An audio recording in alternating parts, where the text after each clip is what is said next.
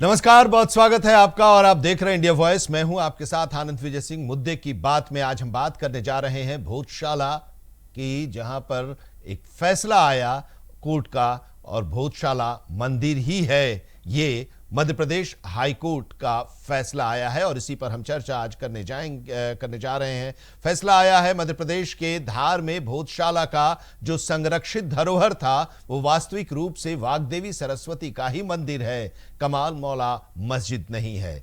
Indore high court ने ASI के report के आधार पर यह फैसला सुनाया कि संरक्षित धरोहर मंदिर ही है और इसीलिए 2003 में एएसआई ने जो वहां नमाज पढ़ने का प्रावधान शुरू किया था उसे रद्द भी कर दिया जाता है। हाई कोर्ट के इस फैसले के बाद से हिंदू पक्ष जश्न मना रहा है, जबकि कमाल मौला मस्जिद के पक्षकार अब सुप्रीम कोर्ट में इस फैसले को चुनौती देने की बात कह रहे हैं।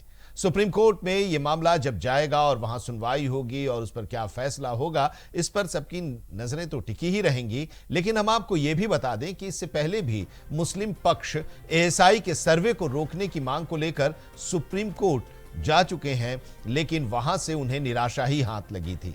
मुस्लिम पक्ष का मानना है कि धार का मामला एक सिविल सूट है, लिहाजा हाई कोर्ट में पीआईएल पर सुनवाई के बजाय सिविल कोर्ट में इस पर सुनवाई होनी चाहिए। इन दलीलों को हाई कोर्ट ने खारिज कर दिया है। अब सियासत फिर से शुरू हो गई है कि पुराने धरोहरों को एएसआई से सर्वे कराकर उनके धार्मिक चरित्र पर फैसला हो रहे हैं। मुस्लिम पक्ष की तरफ से यह सवाल उठाया जा रहा है। हालांकि उधर एआईएमआईएम के अध्यक्ष असदुद्दीन ओवैसी ने कहा है कि यह फैसला जो मध्य प्रदेश के इंदौर हाई कोर्ट का आया है इसके पक्ष में, उसके बारे में असदुद्दीन ओवैसी ने कहा है कि यह फैसला अयोध्या के जजमेंट की तरह ही दिखाई दे रहा है।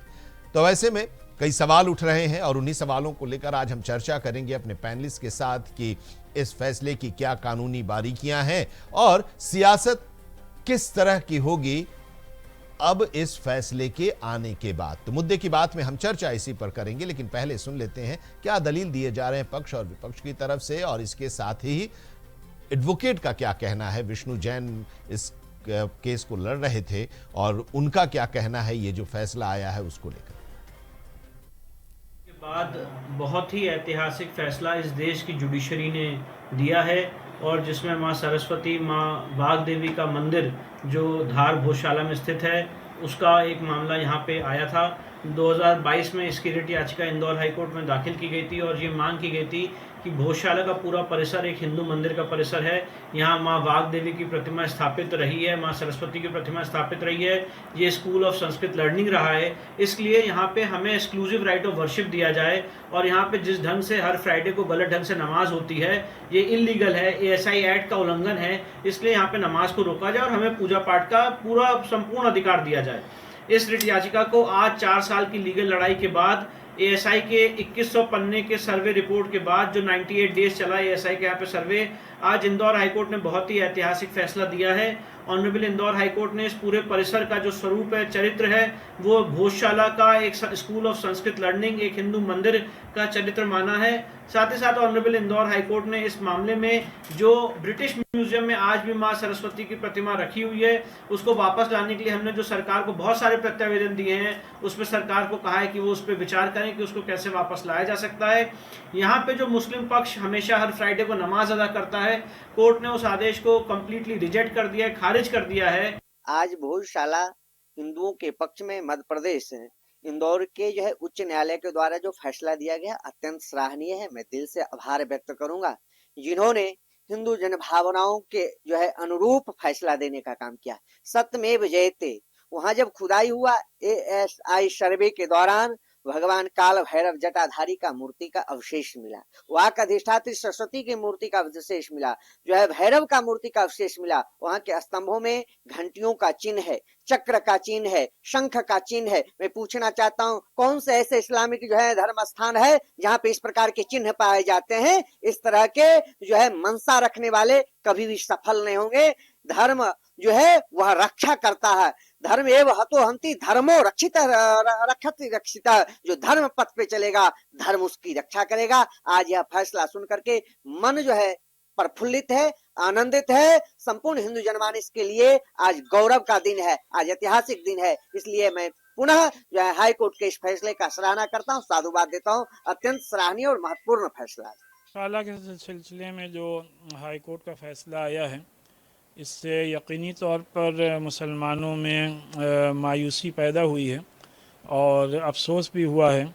लेकिन हम लोगों के पास अभी सुप्रीम कोर्ट का रास्ता खुला हुआ है और हम लोगों को पूरी उम्मीद है कि इस सिलसिले में सुप्रीम कोर्ट से इंशाअल्लाह जस्टिस मिलेगा, इंसाफ होगा।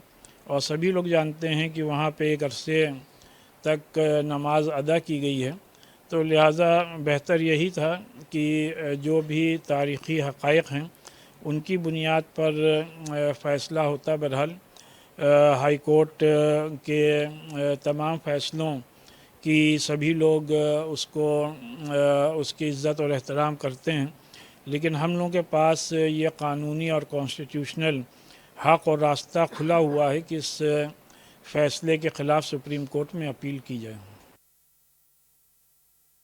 हम आपको ये बता दें कि पिछले कई सालों से चली आ रही एक व्यवस्था के अनुसार भारतीय पुरातत्व सर्वेक्षण यानी कि एएसआई इस ढांचे की रक्षा करता रहा है और एएसआई ने हिंदुओं को हर मंगलवार को भोजशाला में पूजा करने का अधिकार भी दिया था, जबकि मुसलमानों को शुक्रवार को नमाज पढ़ने की अनुमति दी थी। कोर्ट ने एएसआई की रिपोर्ट पर भरोसा जताया और भरोसा जताते हुए हाई कोर्ट ने धार स्थित विवादित भोजशाला परिसर को देवी वाग्देवी सरस्वती का मंदिर और संस्कृत शिक्षा का केंद्र माना है। अदालत ने कहा है कि ऐतिहासिक साहित्य, पुरातात्विक साक्ष्य और एएसआई की वैज्ञानिक जांच यह स्थापित करती है कि भोजशाला मूल रूप से राजा भोज के समय का संस्कृत अध्ययन केंद्र था। हाई कोर्ट ने अपने फैसले में कहा कि पुरातत्व एक विज्ञान है और अदालत वैज्ञानिक अध्ययन के आधार पर निकाले गए निष्कर्षों पर सुरक्षित रूप से भरोसा कर सकती है। कोर्ट ने कहा कि उसने उपलब्ध ऐतिहासिक सामग्री, सर्वे रिपोर्ट और सभी पक्षों की दलीलों पर विचार किया है। अदालत ने यह भी कहा कि हर सरकार का संवैधानिक दायित्व है कि वो प्राचीन स्मारकों, ऐतिहासिक और पुरातात्विक महत्व वाली संरचनाओं और धार्मिक स्थलों की सुरक्षा और संरक्षण को सुनिश्चित करे। कोर्ट ने यह भी कहा कि सरकारों की जिम्मेदारी केवल एक संरक्षण तक सीमित नहीं है, बल्कि तीर्थयात्रियों के लिए मूलभूत सुविधाएं उपलब्ध कराना है और कानून व्यवस्था बनाए रखना भी उनकी संवैधानिक जिम्मेदारी है। हिंदू हमेशा भोजशाला में पूजा करते रहे हैं और हाईकोर्ट की बेंच ने अपने फैसले में कहा कि विवादित स्थल पर हिंदू पूजा की निरंतरता कभी समाप्त नहीं हुई।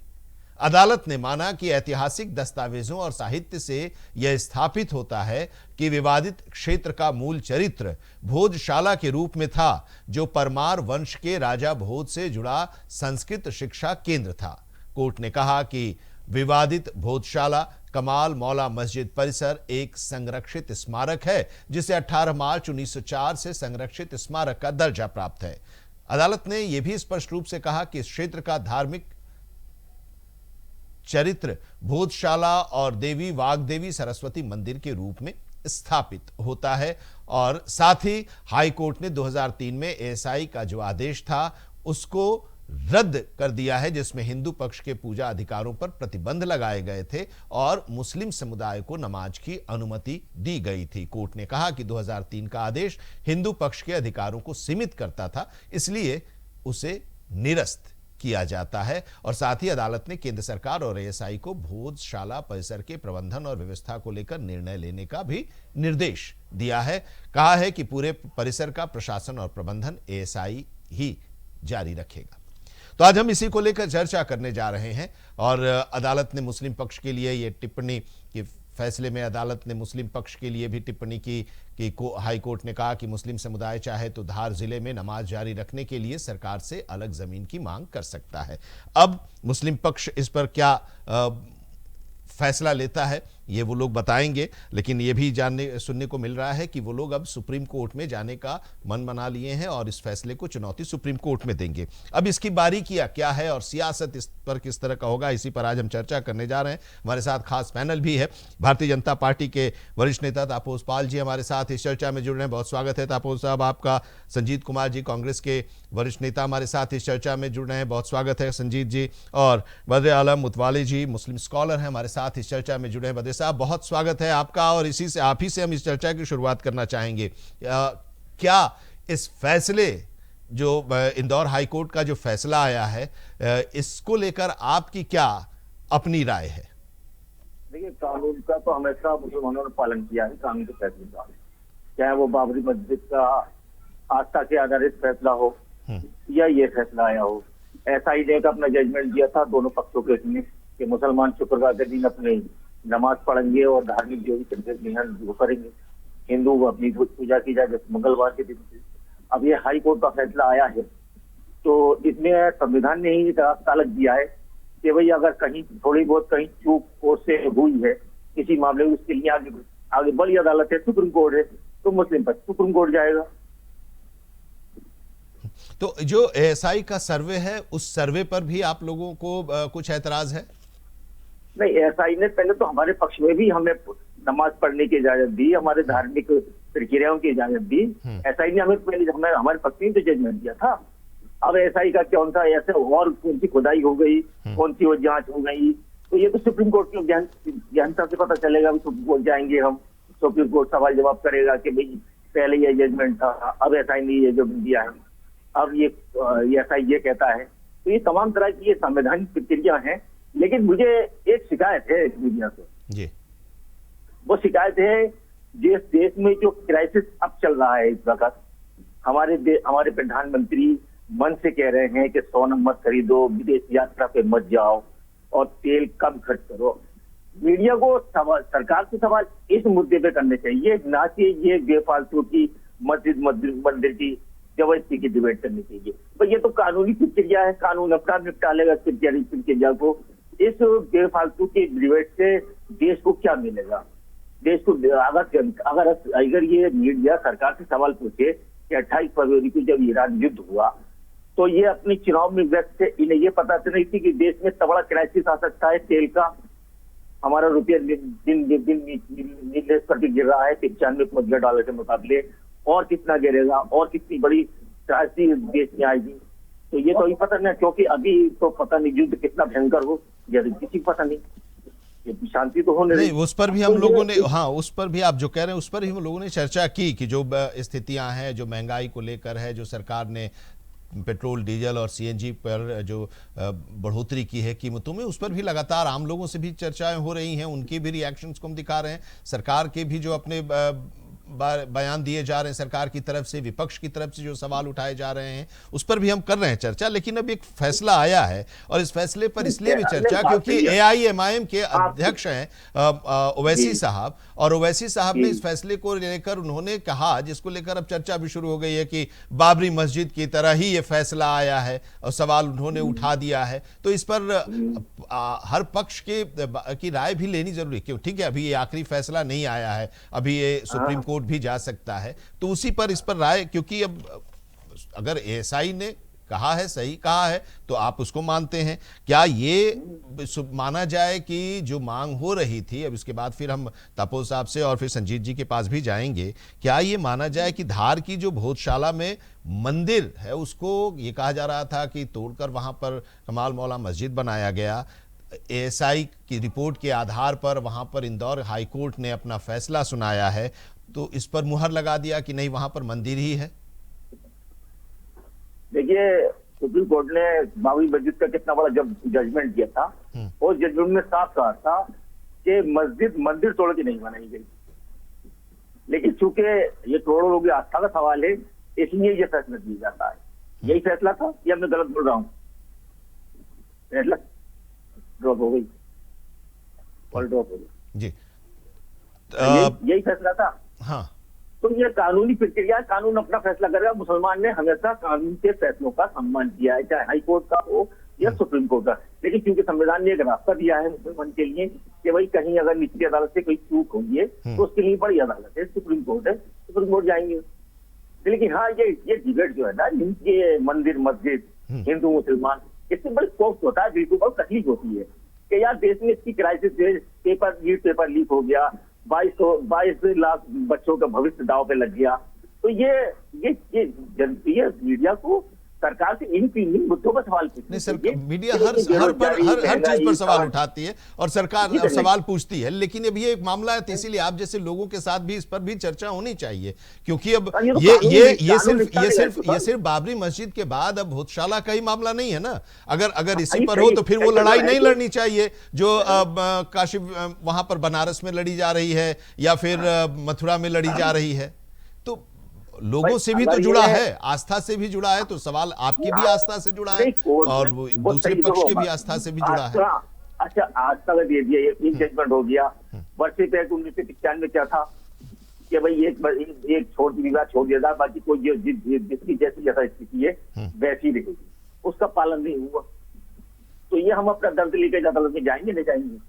ठीक है, अब यहाँ पर तापस पाल जी संजीत जी के पास आए, लेकिन उससे पहले तापस पाल जी, अब देखिए, अब यहाँ पर ये भी फैसला जो हिंदू पक्षकार हैं उन लोगों के पक्ष में ये आया है। जाहिर सी बात है कि इस फैसले से आप लोग भी बहुत खुश होंगे। देखिए, वो पिछली वाली बाइक यार नहीं है, बहुत खुश है और खुशी का ये लाइट करना पड़ेगी पीछे वाली। एक श्लोक से स्टार्ट करता हूँ कि ओम सरस्वती महाभागे विद्या कमल लोचने विद्या रूप विचारा ध्यान दे नमस्ते। देखिए, जब भी मैं डेली पूजा करता हूँ सवेरे, इस मंत्र का जाप जरूर करता हूँ, क्योंकि माँ सरस्वती की ही देन है जिसके कारण कि मैं पढ़ पाता हूँ, लिख पाता हूँ, सोच पाता हूँ।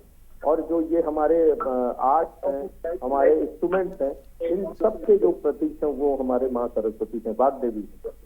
और बहुत ही अच्छा डिसीजन है, इसमें कहीं से कोई दो राय नहीं है। और देखिए, अभी जो साथी प्रवक्ता इसको कह रहे थे तो एक ही प्रश्न उठता है और सारे हिंदू एक ही प्रश्न पूछते हैं कि उस समय जिस समय इन मस्जिदों को बनाया गया था, मंदिरों को तो भाई आपने मंदिरों को तोड़ के क्यों बनाया? मंदिरों को तोड़ के आप मस्जिद बनाते, उस समय तो जमीन की कोई जहाँ चाहे वहाँ बनाते आप, लेकिन आप एक सभ्यता को समाप्त करने के लिए आपने जानबूझ के सटा के उसको जो है अपनी स्थापित करने की कोशिश कोर्ट ने। देखिए, ASI की रिपोर्ट में क्या कहा गया है वो मैं बताता हूँ। 94 मूर्तियां और प्रतिमाओं के अवशेष मिले हैं, सिंह, भैरव, ब्रह्मा जैसी आकृतियां मिली हैं, संस्कृत के शिलालेख मिले हैं, परमाणुकालीन सिक्के तक मिले हैं वहां पे, और मंदिर शैली की वास्तुकला के प्रमाण मिले हैं। कई पत्थर और स्तंभ मंदिर संरचना से जुड़े हुए मिले हैं। और कोर्ट ने क्या कहा है, हाई कोर्ट का फैसला देखिए, अभूतपूर्व फैसला, बहुत स्वागत योग्य फैसला, कि कोर्ट ने यह कहा है कि भोजशाला का धार्मिक चरित्र मंदिर का है, इसे माँ वाग देवी सरस्वती का मंदिर माना गया है और हिंदुओं के पूजा का अधिकार दिया जाता है। 2003 का ASI आदेश जिसमें मुस्लिम नमाज की अनुमति मांग रहे थे रद्द कर दिया गया है और ASI को संरक्षण और निगरानी जारी रखने को कहा गया है। मुस्लिम समुदाय के लिए वैकल्पिक भूमि पर मस्जिद निर्माण का सुझाव दिया गया। देखिए, बिल्कुल बढ़िया, एकदम सॉलिड, क्योंकि आपको मस्जिद उस समय बनाना था तो मंदिरों को तोड़ के नहीं, मंदिरों को छोड़ के बनाते आप मस्जिद। आप अपनी इस्टेब्लिशमेंट करते, वो आक्रांता थे।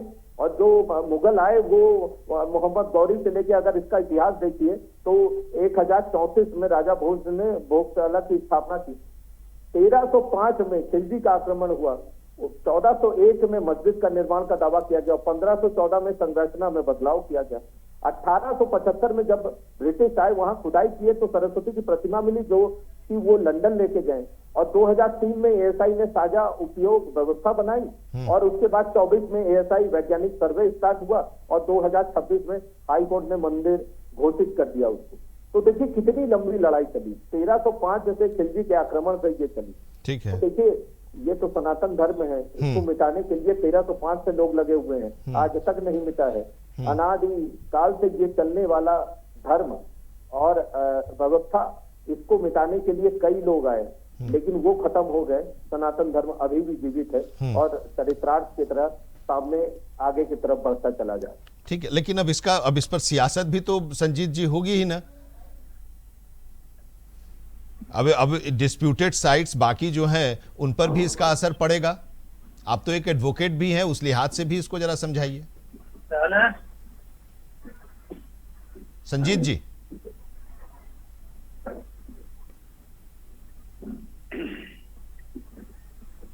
संजीत जी लग रहा है समाधि ले लिया। संजीत जी सुन पा रहे हो आप हमें? संजीत जी हथियार डाल दिए हैं, अब उनसे ना हो पाए।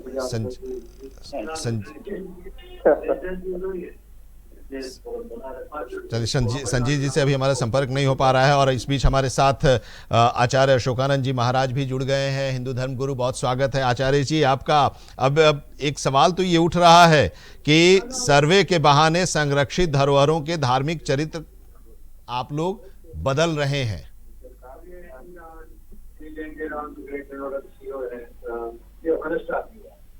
जी धन्यवाद। देखिए, जो आज ये फैसला आया है बहुत ही सुखद है और बहुत ही अच्छा है। ये फैसला बहुत अच्छा आया है और इस फैसले ने पूरे सनातन धर्म की जीत हुई है और असत्य पर सत्य की जीत हुई है। तो ये बहुत बड़ी बात है कि जो राजा भोज की जो भोजशाला है, उसको जो सत्य है उसको कोई छुपा नहीं सकता। और सर्वे की रिपोर्ट रही, जो भी 2022 की रिपोर्ट के आधार पर जो हाई कोर्ट ने फैसला दिया है, वो बहुत ही अच्छा फैसला दिया है।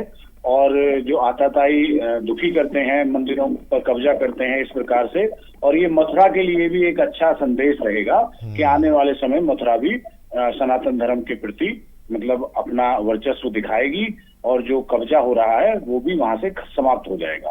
तो हिंदुत्व के लिए ये एक बड़ी खबर है। और देखिए, हाईकोर्ट ने मुस्लिम पक्ष के लिए भी ये कह दिया है कि वो सरकार से अपनी जमीन के लिए मांग कर सकते हैं और ये कह सकते हैं कि भाई मस्जिद के लिए जमीन दी जाए। तो हम चाहते हैं कि सभी धर्मों का सम्मान हो और सभी धर्म रहें और एक दूसरे के प्रति जो कब्जे की भावना है या जो हत्याने की भावना है वो छोड़ दी जाए हमेशा के लिए। और जो भी है उन्हें यदि अपने आप सौंप दिया जाएगा तो ये लड़ाई भी कम हो जाएगी और हाई कोर्ट का भी खर्चा बचेगा। तो इसलिए मतलब ये बहुत अच्छा फैसला है और मैं इस फैसले पर कल एक यज्ञ रखूंगा कि ये बहुत बड़ा फैसला आया है हमारे पक्ष में। और हिंदू जो पक्ष लेकिन है हाँ ठीक है, लेकिन एक आरोप ये भी लग रहा है ना कि आप लोग सर्वे करा रहे हैं, सर्वे के बहाने जो संरक्षित धरोहर हैं उनके धार्मिक चरित्र को बदलने की कोशिश कर रहे हैं या बदल रहे हैं। नहीं, देखिए, सर्वे पुरातत्व विभाग करता है तो उसमें कोई वो दो तरह की बात तो नहीं कर सकता। जो चीज वहां मौजूद रहेगी उसी को दिखाया जाएगा। माँ सरस्वती का मंदिर है वहाँ, वाग देवी का मंदिर है वहां पर, और जो फैसला दिया है तो वो जज जो बैठे हैं वो बुद्धिजीवी वर्ग है और बुद्धिजीवी वर्ग के द्वारा फैसला दिया गया है। सर्वे जो इतने पन्नों की रिपोर्ट के आधार पर फैसला दिया गया है। किसी भी प्रकार से कोई मतलब उसमें छेड़छाड़ किसी ने की ही नहीं। बहुत दिन से हिंदू भी वहां पूजा कर रहे थे मंगलवार को और शुक्रवार को मुस्लिम नमाज पढ़ रहे थे, तब तक कोई बात नहीं थी। लेकिन जब हाई कोर्ट को लगा कि ये वास्तविकता में ही जो सनातन धर्म का मंदिर रहा है, एक विद्यालय रहा है, भोजशाला रही है, तो उसको उन्होंने उसी सत्य के आधार पर आगे बढ़ाने के लिए और जो कब्जे हो रखे हैं उनको हटाने के लिए अपने फैसले को सुनाया है। तो इसमें तो कोई मतलब किसी भी प्रकार का ऐसा नहीं है कि हम कब्जा करते हैं या हम मतलब मैनिपुलेट कर दिया किसी चीज को, क्योंकि जो पुरातत्व विभाग के द्वारा पुरानी चीजों को देखा गया उसी के आधार पर रिपोर्ट बनी और उसी के आधार पर फैसला सुनाया हाई कोर्ट ने। जी संजीत कुमार जी भी हमारे साथ जुड़े हुए हैं। संजीत जी, हमारी आवाज आप तक पहुंच रही है? हाँ, मुझे आ रही है आपकी आवाज। जी संजीत जी, कांग्रेस के वरिष्ठ नेता, अब जरा ये बताइए कि ये जो फैसला आया है उस पर आपकी पार्टी का क्या स्टैंड है, क्या रिएक्शन है? इसके पॉलिटिकल मायने भी कुछ निकल कर आ रहे हैं क्या? देखिए, सबसे पहली बात, सभी साथियों को नमस्कार। देखिए, अदालत के फैसले में पार्टी की, मैं समझता हूँ किसी भी पार्टी की कोई अपनी राय नहीं होनी चाहिए। जो अदालत होता है वह सर्वमान्य होता है और सबके लिए है। लेकिन साथ ही साथ आज देश के अंदर ये प्रश्न है कि क्या उन जनहित के मुद्दों को हमने शायद बात करना बंद कर दिया है? क्या जनहित के मुद्दे इस देश के सामने हैं कि नीट की परीक्षा 22 लाख विद्यार्थी आज इस देश के अंदर फिर से अपनी जिंदगी दांव लगा करके फिर से वो अगली बार परीक्षा देंगे, इस पर चर्चा नहीं शायद हो रही है। इस पर चर्चा नहीं हो रही है कि आज 3 रुपए लीटर, चुनाव के तुरंत बाद 3 रुपए लीटर पेट्रोल, डीजल और सीएनजी के ऊपर बढ़ा दिए गए दाम, जो जनहित के मुद्दे हैं। आज इस पर चर्चा नहीं हो रही कि आदरणीय प्रधानमंत्री जी ने देश की महिलाओं से कहा कि आप सोना खरीदना बंद कर दीजिए, और इन तमाम चीजों के ऊपर जो जनहित के मुद्दे हैं, उन मुद्दों के ऊपर चर्चा ना हो करके वे मुद्दे जो हमारी आपकी भावनाओं को उत्साहित कर सकते हैं, हमारी आपकी भावनाओं को उद्वेलित कर सकते हैं, इस देश के अंदर आज उन्हीं भावनाओं को प्रोत्साहन देने का प्रयास किया जा रहा है। तो वो तो आप ही लोग कर रहे हैं ना, वो तो आप ही लोग कर रहे हैं ना। अच्छा ये बताइए कि जो जनहित से जुड़े मुद्दे हैं उसके लिए आपने क्या किया इन 2 दिनों में? इन 2 दिनों में आप लोग सड़क पर उतरे, आप लोगों ने कोई विरोध प्रदर्शन किया? आप दूसरे को तो जरूर बताते हैं संजीत जी कि ये करना चाहिए, लेकिन आपने क्या किया? पहली चीज। दूसरी चीज कि ये आपको आज ये लग रहा है कि ये सब मामले जो हैं वो जनहित से जुड़े हुए नहीं हैं। अगर जनहित से जुड़े हुए नहीं है तो फिर ये बाबरी मस्जिद के मामले में भी आपको ये लगना चाहिए था। उस समय तक तो आप लड़ाई लड़ रहे थे, आप केस लड़ रहे थे, आपके तमाम जो सांसद थे, एडवोकेट, वो केस लड़ रहे थे उसमें, तो वो जनहित का मुद्दा था। लेकिन ये आज जब चर्चा हो रही है तो आप इससे हटकर आप बता रहे हैं कि जनहित से जुड़ा मुद्दा जो है, जनहित से जुड़े मुद्दे जो हैं जिसके जिक्र आप कर रहे हैं, आप बता दीजिए कि इन 2 दिनों में आपने क्या किया। जी, तो सबसे पहली चीज ये बहुत आसान होता है कि सब पार्टियों के ऊपर बहुत आसानी से गोल शिफ्ट कर दिया जाता है। आप शिफ्ट कर रहे थे ना, आप शिफ्ट कर रहे थे, मैं आपसे पूछ रहा हूं। मैं जवाब दे रहा हूं, जवाब दे रहा हूं। तो बहुत आसानी से इन राजनीतिक दलों के ऊपर हम जिम्मेदारी शिफ्ट करते हैं कि आपने क्या किया। लेकिन एक भी सवाल, क्या ये जिम्मेदारी के तौर पर कि नीट की परीक्षा में आज गड़बड़ी हुई, घपले हुए और भारतीय जनता पार्टी का, अरे जब नीट की बात होती है तो आप इसकी बात करेंगे, जब महंगाई की बात होती है तब आप नीट की बात करने लगेंगे। आज जिस मुद्दे पर हम बात करें उस पर तो बात कीजिए ना। आप तो एडवोकेट हैं, आप एडवोकेट भी हैं संजीत जी, और इसीलिए आज हम इस चर्चा में आपको हमने जोड़ा है कि आप इसकी कानूनी बारीकियों को भी समझाएंगे। अब जो मुद्दे हैं उन मुद्दों पर भी देश चर्चा कर रहा है, और उस पर आपकी पार्टी से भी लोग सवाल कर रहे हैं, उसको बाद में भी उस पर चर्चा होगी और चर्चा हो भी रही है। ठीक है, हाँ, जरा इसके बारे में बताइए ना पहले, तब फिर हम लोग उसके बारे में बात करेंगे। मैं तो बारीकियों में सिर्फ इतनी सी बात कह सकता हूँ कि अदालती मुद्दों के ऊपर, अदालती आदेश के ऊपर केवल और केवल उसके अपील हो सकती है, और अपील करके ही हम अपनी बात को रख सकते हैं। चाहे हिंदू पक्ष हो, चाहे अन्य पक्ष हो, कोई भी पक्ष हो, आप अदालत की प्रक्रिया को हम अडॉप्ट करके ही हम उस चीज को रख सकते हैं। मैं इसी बात को लेकर के आपके सामने ये कहना चाह रहा था, इस देश के अंदर एक मानसिकता हम सब ने बना लिया है कि जो इन मुद्दों पर जो भावना, धार्मिक भावनाओं को उत्साहित कर सकते हैं, हम उन मुद्दों के ऊपर ज्यादा बल देते हैं।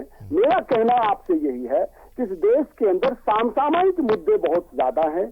अच्छा, ये मुद्दा नहीं है, ये समसामयिक मुद्दा नहीं है, इस तरह के मुद्दे नहीं हैं, तो फिर इस पर तो आप लोगों को भी तो सबके साथ बैठकर इस पर एक केस मुकदमा क्यों लड़ें, क्यों लोगों को हम इसमें शामिल करें? आपकी तरफ से पहल हो सकती थी, आप लोगों की तरफ से।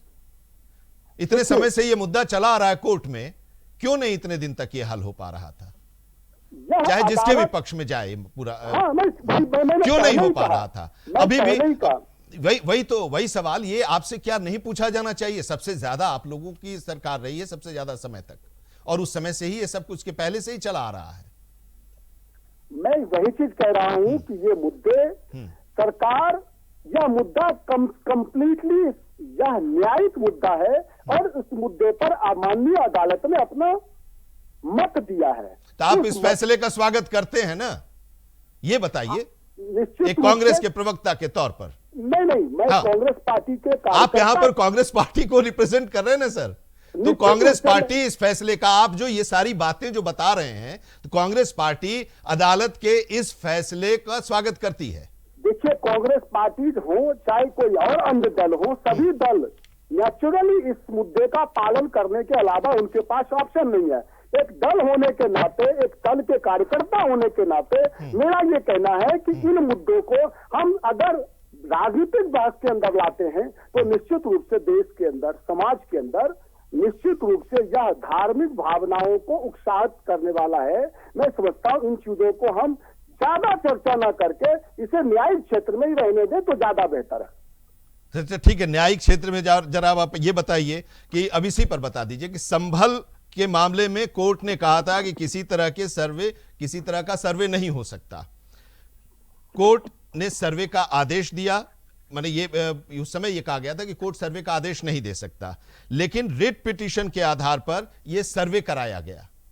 अब जरा इस बारीकी को आप समझा दीजिए, क्योंकि ये आरोप लगाए जा रहे हैं कि संभल का जो मामला था उस पर कोर्ट ने यह आदेश दिया था कि कोई सर्वे नहीं होगा, कोर्ट सर्वे का आदेश न दे, लेकिन एक रिट पिटीशन दायर किया गया और उस PIL पर सर्वे का आदेश दिया गया और सर्वे जो हुआ उसमें यह सब कुछ निकलकर सामने आया। देखिए, जो न्यायिक और व्यावहारिक पक्ष इसके दो अलग अलग हैं। संभल मामलों के अंदर कहा कि सर्वे नहीं किया जा सकता, लेकिन रिट के अंदर हाईकोर्ट का अपना एक वास्ट और डिस्क्रिशनरी पावर है। हाईकोर्ट ने उस प्रेरोगेटिव पावर को अपनाते हुए उन्होंने ये डायरेक्शन दी और उन्होंने इस बात को माना।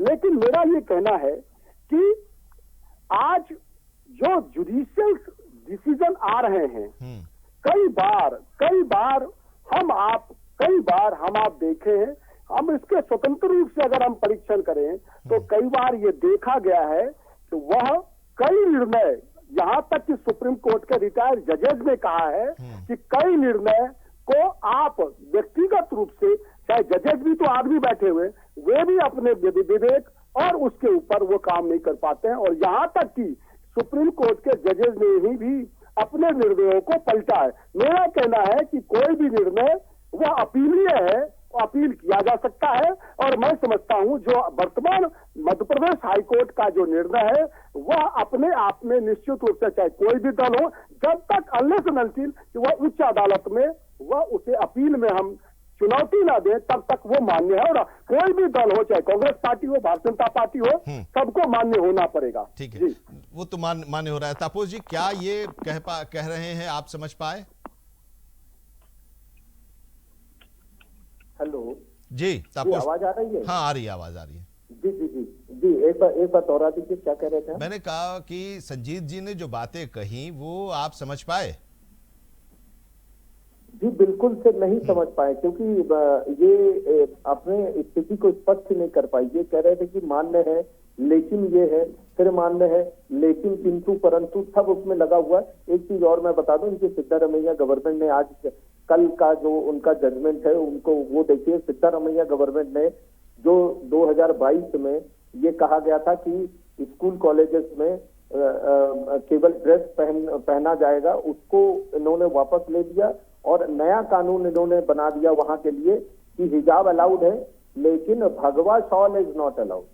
मतलब आप गेरुआ शॉल पहन के नहीं जा सकते, लेकिन हिजाब पहन के आप जो है बुर्का पहन के स्कूल जा सकते हैं। तो ये बहुत दुर्भाग्यपूर्ण है। ये बताता है कि किस तरीके से कांग्रेस जो है सनातन धर्म के विरोधी है और सस्ती राजनीति के लिए, मुसलमानों के वोट पाने के लिए ये इस तरीके के काम कर रहे हैं। मैं आज के विषय पे लौटता हूँ। देखिए, आज का जो निर्णय है ये बहुत ही कारगर है और बहुत ही अच्छा है। लेकिन यहाँ पर भी तो अगर कांग्रेस कहती खुलकर तो उसे मुसलमानों का वोट मिलता, उसका फायदा मिलता, लेकिन यहाँ पर ये तो नहीं कह रहे हैं अभी। यही तो मैं आपसे कह रहा हूं कि ये जो कह रहे हैं, जी हाँ, जो आप कह रहे हैं ना कि आप कह रहे हैं ना कि ये लोग मुसलमानों के पक्ष में बात करते हैं, उनके वोट बैंक को लेकर अपनी तरफ आकर्षित करने के लिए उस तरह के मुद्दे उठाते हैं, तो यहां पर भी तो उनके पास मौका था, लेकिन संजीत जी बचते हुए निकल रहे हैं। नहीं, मौका है और ये मौके को इनकैश कर रहे हैं। ये मुसलमानों को पूरी तरीके से डुबाने की कोशिश करे। कांग्रेस वो पार्टी है जिन्होंने राम मंदिर पर सवाल उठाए, जिन्होंने काशी पर सवाल उठाए, जिन्होंने राम कृष्ण जन्मभूमि पर सवाल उठाए, और आप अभी भोजशाला में इतने दिनों तक इनकी सरकार थी, कांग्रेस की, इन्होंने क्यों नहीं वहां पे इसका निपटारा कर दिया? हिंदू मुस्लिम विवाद ही खत्म हो जाता है। ये जबरदस्ती उसको बना के रखे थे, इन्होंने सारी चीजें बना के रखी। इन्होंने राम मंदिर का मुद्दा भी सॉल्व नहीं होने दिया कि हिंदू मुसलमान लड़ते रहे और ये जो है अपनी रोटी सेकते रहे। सबसे ज्यादा दंगे अगर हुए हैं और जिसमें मुसलमानों की क्षति हुई है वो समाजवादी पार्टी के समय में हुए हैं। कभी कोई एक दिन नहीं होता था जब दंगे जो है रुक जाए। ये आजम खान, मुख्तार अंसारी, अतीक अहमद, ये सब लोगों को दायित्व दिया जाता था कि आप जो है दंगे करवाइए, और उसमें हिंदुओं की भी जान जाती थी, मुसलमानों की भी जान जाती थी, और कंटिन्यूअसली दलितों पे जो है अटैक होते थे। इस पर कभी इन्होंने मामला शांत होने नहीं दिया, और ये कंटिन्यूअसली उसको बना के रखे। खैर वो विषय नहीं है आज का। आज जो विषय है वो बहुत ही अच्छा है, और हाईकोर्ट का मैं स्वागत करता हूँ कि इतनी मतलब कारगर, जो इतने दिनों से ये विवाद चला रहा था, उसमें इन्होंने जो कहा है वो बहुत ही योग्यतापूर्ण है। और देखिए, सिंपल सी बात है कि ये जो मामला है ये सिर्फ जमीन का मामला नहीं, ये भारत की अस्मिता का सवाल है, ये सांस्कृतिक न्याय का सवाल है, ये इतिहास का जो पुनर्लेखन है उसका सवाल है। हम जो क्लेम करते थे कि ये हमारी मंदिरें हैं, और जिस पे मस्जिद जबरदस्ती बना दी गई, थोपी गई, और जबरदस्ती इसको मजार कहा गया, इसका विरोध होता रहा। और आज देखिए, कोर्ट ने ASI के माध्यम से, जो वैज्ञानिक तरीका है उसके माध्यम से इसको सही साबित किया। सिंपल सी बात है कि कोई भी मस्जिद होता है उसमें संस्कृत के शिलालेख नहीं लिखे जाते हैं।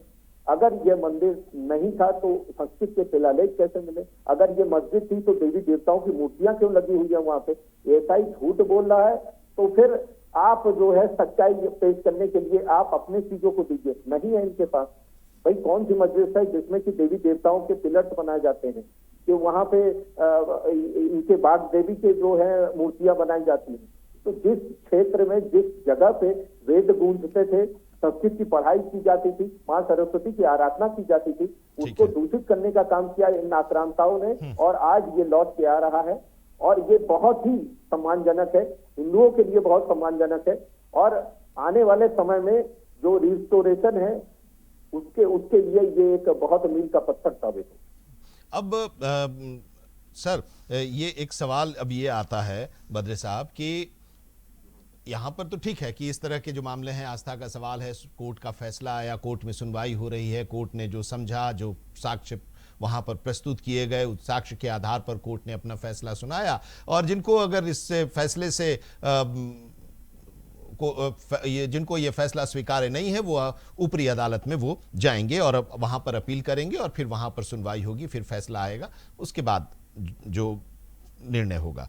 लेकिन ये तो है कि इस पर सियासत भी इस तरह के मुद्दों पर खूब होती है सर, और इस पर सियासत आगे होगी। देखिए, सब लोग बचते बचाते निकलने की कोशिश कर रहे हैं, लेकिन इस पूरे मामले को तापस पाल जी पकड़े हुए हैं, पूरा इतिहास बता रहे हैं, और ये कह रहे हैं कि अच्छा फैसला है, तो सियासत भी इस पर होगी। लेकिन अब इस फैसले से इस तरह के जो हिंदू पक्षकार हैं, जो अलग अलग जगहों पर केसेस लड़ रहे हैं, संरक्षित जो स्ट्रक्चर्स हैं, चाहे वो वाराणसी का हो या फिर मथुरा का हो, तो उन लोगों में एक एनर्जी मिल रही है, जिसकी बात अभी आचार्य जी भी कह रहे थे। अभी आपने बात कही कि सियासत होगी, तो सियासत कौन कर रहा है, राजनीति कौन कर रहा है? सत्तारूढ़ दल। सबसे ज्यादा बेनिफिट हिंदू मुस्लिम मंदिर मस्जिद करके सत्तारूढ़ दल को मिल रही है, सबसे ज्यादा बेनिफिट मिल रहा है, और सत्तारूढ़ दल को मिल रहा है।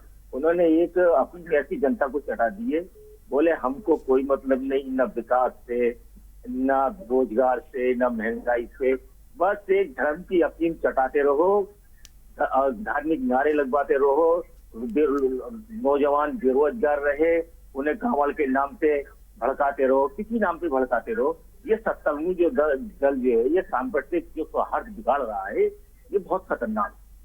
इस चीज के विपक्ष को गौर करना चाहिए, और जो राजनीतिक विशेषज्ञ हैं उन लोगों को गौर करना चाहिए। जो आज हमारा देश जिस हालत में जी रहा है, जहाँ देखिए कहीं भी मुसलमान को अकेला हो उसे पकड़ के लीचिंग कर दी जाती है, जबरदस्ती जय श्री राम के नारे लगवाए जाते हैं। अरे भाई एक बात, विदेशी आक्रांता जो थे, तो क्या मुसलमान उनका समर्थन करता है? बताइए। उन्होंने तो अपनी अगर आपकी चर्चा हो तो उन्होंने मंदिर तोड़ के मस्जिदें बना दी, अपनी ताकत दे अपने उसमें डला दी। आप भी तो वही काम कर रहे हो, जगह के आप भाई आस्था मुसलमान की हो या हिंदू की है, आस्था दोनों की है, आस्था दोनों की है, दोनों की आस्था का हमें सम्मान करना पड़ेगा, और देश को दो सांप्रदायिक को झोंकने से बचाना होगा। लेकिन ये लोग कह रहे हैं सर ये लोग कह रहे हैं कि हाँ आस्था है, उस आस्था का सम्मान करना चाहिए, और लेकिन जो आक्रांता हैं वो आए यहाँ पर लूटने के लिए, और वो इस क्रम में आए और कुछ दिनों तक यहाँ पर रहे और फिर इस तरह की हरकतें उन्होंने की, मंदिरों को तोड़ा, मस्जिद बना लिया और उसके बाद वो यहाँ से चले गए। अब उस पर लड़ाई लड़ रहे हैं, उनको डिफेंड कर रहे हैं आज के लोग, जो मुस्लिम संगठन से जुड़े जो लोग इसके पक्ष में जो केस लड़ रहे हैं। इसको लेकर आपत्ति हो रही है कि क्यों बाबर को लेकर क्यों ये लोग लड़ रहे हैं। बाबर ने बनाया, मस्जिद बंद था, बाबर के को लेकर अब उसी बाबरी मस्जिद के नाम को लेकर कलकत्ता में, पश्चिम बंगाल में वहां पर मस्जिद बनाने की बात शुरू हो गई। तो ये इसको लेकर लोग सवाल उठा रहे हैं। तो मैं भी तो सर यही कह रहा हूँ, ये सियासत जो चल रही है, ये देश को सांप्रदायिक जात में झोंकने की चल रही है। हमें इस चीज से एक सियासी सियासत बाज आना चाहिए और उसमें ये लोग फंस जा रहे हैं, कुछ मुस्लिम संगठन के लोग। जी आचार्य जी, अब जरा आप बताइए कि भगवा शॉल पहन के नहीं आ सकते हैं स्कूल में, लेकिन हिजाब पहन के आ सकते हैं। अब एक बात बताइए, आप लोगों ने मुस्लिम धर्म के जो लोग हैं, जो भी उनके ज्ञानी लोग हैं, उन्होंने हिजाब के लिए डिमांड किया था, ठीक है, उन्होंने हिजाब के लिए उसको हाँ बोला, लेकिन आपने ये कहा था क्या कि भगवा शॉल पहन के मत आइए। ये चीज कौन डाल रहा है? ये कांग्रेस डाल रही है। ये जो डिवाइड का रूल है, ये कांग्रेस डाल रही है। आपको उनका विरोध करना चाहिए, आप उसमें जो है शामिल हो जाते हैं। हाँ, उनके सस्ती राजनीति में आप इन्वॉल्व हो जाते हैं। दिक्कत यहाँ से आती है। हाँ, लेकिन ये कह रहे हैं, देखिए बहुत कम लोग ऐसे होते हैं जो बड़े स्पष्ट, यहाँ से होता है। तापोस जी, बहुत कम लोग ऐसे होते हैं जो बहुत स्पष्ट तरीके से ये बात इस तरह की कहते हैं। उन्होंने कहा कि सियासत हो रही है और उस सियासत में वो लोग फंस जा रहे हैं। कुछ लोग जो इसकी लड़ाई लड़ रहे हैं वो लोग फंस जाते हैं। आप ये बताइए ना, ये कांग्रेस का सगुफा है कि आप भगवा शॉल पहन के मत आइए। ये किसी मुस्लिम धर्म के लोगों ने नहीं बोला है, ये कांग्रेस के लोगों ने बोला है। और हिंदू मुस्लिम कांग्रेस कराती है।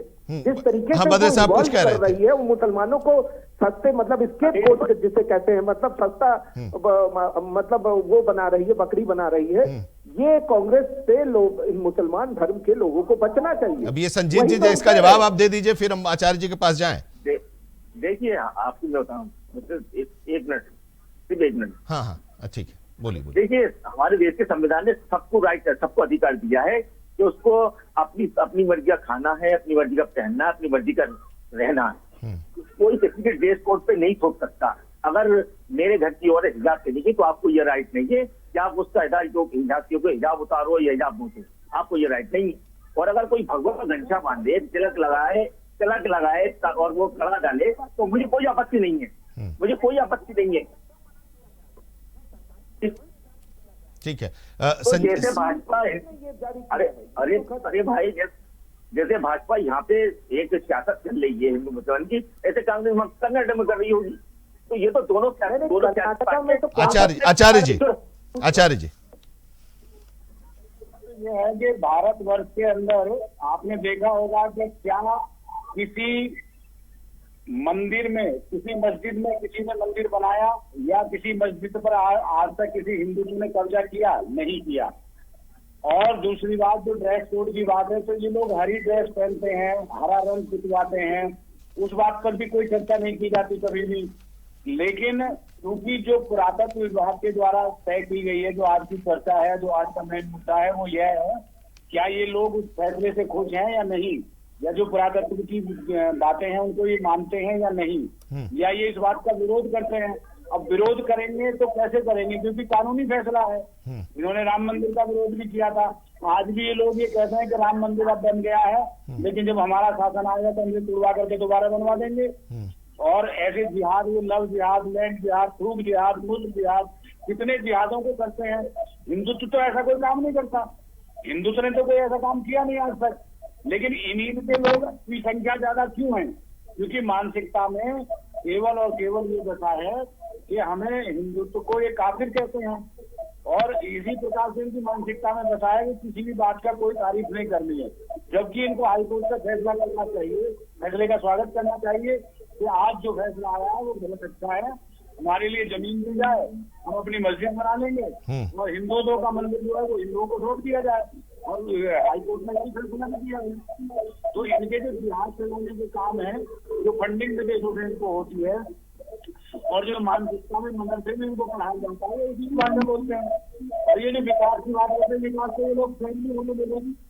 और इतना राशन मतलब सरकार इनको देती है फ्री में, उसके बदले वोट भी नहीं देते। तो ये किस बात के लिए सरकार को इस बात की बात कर रहे हैं कि विकास नहीं हो रहा है? विकास हो रहा है, तुम्हारा विकास सरकार, ठीक है, और इससे ज्यादा क्या विकास कराओगे?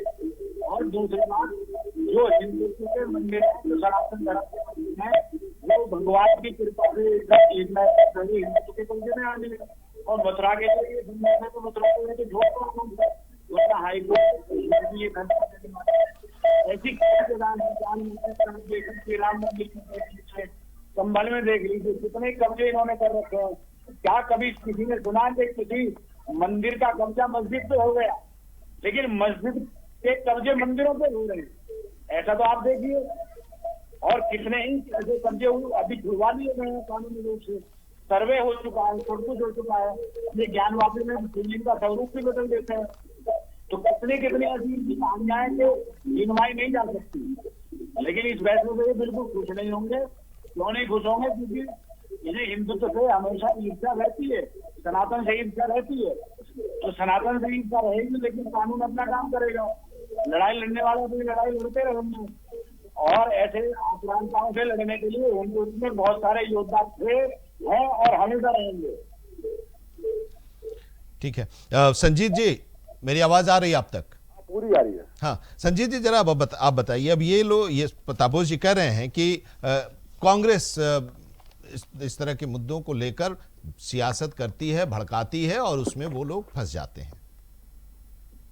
देखिए, इस तरह के मुद्दों को कांग्रेस कभी सियासत नहीं करती है और उसका इतिहास रहा है।